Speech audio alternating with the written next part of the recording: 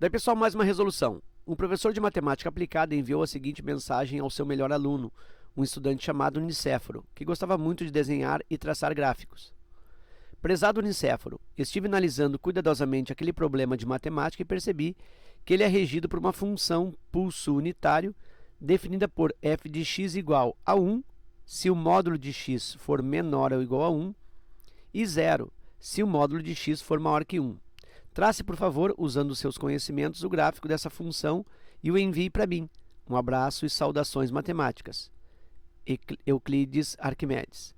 Nicéforo traçou corretamente o gráfico da função anterior e o enviou para o professor Euclides Arquimedes. O gráfico enviado foi...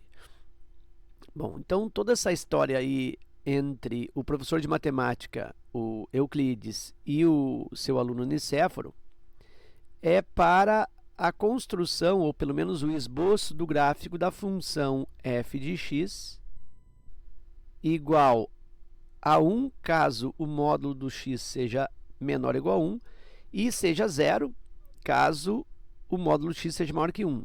Lembrando que esse f de x ele é o mesmo que y, né? Então está me dizendo o seguinte, que o y ou ele é 1 ou o y é 0. Se eu tiver algum gráfico em que eu não tenha essas situações, que eu tenho um y diferente de 1 ou diferente de 0, eu já automaticamente descarto essa alternativa.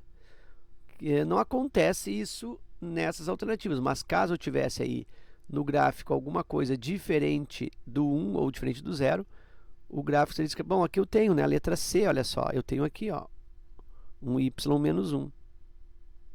Então, essa letra C já está eliminada, já que eu tenho aí um y diferente de 1 e de 0. Ok, bom, então vou pensar assim, ó, o y ele é 1, o f de x, ou seja, o y é igual a 1. Quando que o y é igual a 1? O y é igual a 1 quando o módulo do x for menor ou igual a 1. Agora, o que é módulo do x ser menor ou igual a 1? Eu vou resolver essa equação modular, lembra? O conceito diz que eu pego o interior do módulo, né? Eu pego o argumento do módulo, x, e continuo ali com a mesma desigualdade no 1. E aí depois, eu pego o interior do módulo de novo, x, e faço em relação ao menos 1. Mudo o sinal aqui. Mas quando eu mudo esse sinal, a boca do sinal, a boca da desigualdade, inverte. E aí eu tenho x menor ou igual a 1 e x maior ou igual a menos 1. Ou seja, para que aconteça esse y igual a menos 1, do que eu preciso?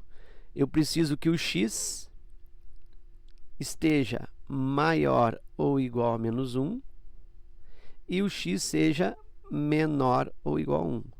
Então, essa aqui é a situação do x para que o y seja igual a 1. Então, quando o x está entre menos 1 e 1, o y é 1.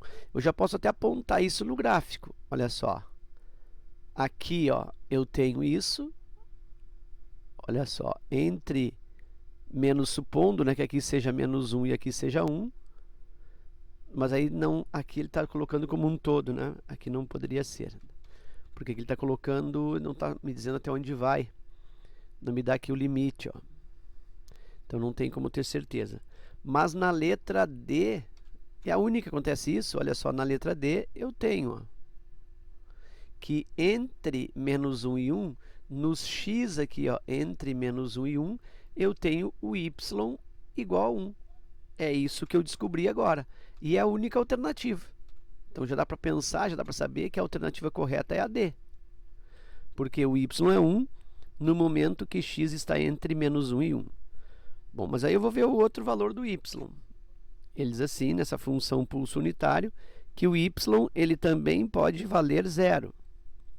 O y também pode valer 0. Quando que o y vale 0?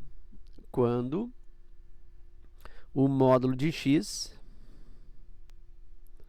for maior que 1. Aí eu resolvo de novo, né? Interior do módulo em relação ao de fora normal, x maior que 1, e o interior do módulo, x, em relação a menos 1. Só que quando eu troco o sinal, lembra? Quando eu troco o sinal aqui, ó, muda o sentido da desigualdade. Eu tenho x menor que menos 1. Então, quando x for menor que menos 1, eu tenho y igual a 0. E quando x for maior que 1, também. Então, são as duas situações em que o y é 0. E aí, confirma a letra D. A letra D. Quando x está entre menos 1 e 1, o y é 1. Quando x está entre menos 1 e 1, o y é 1. Ok. E aí depois diz que quando x for maior que 1 ou menor que menos 1, quando x for menor que menos 1 ou maior que 1, diz que o y é 0. E é o que está acontecendo. O y é 0 por quê? Porque a linha mais sombreada aqui, mais forte, está sobre o x, dizendo que nesses pontos realmente o y é 0. Então, é isso que eu tenho. Eu tenho a alternativa que representa aquela função como gráfico, a alternativa D. Ok?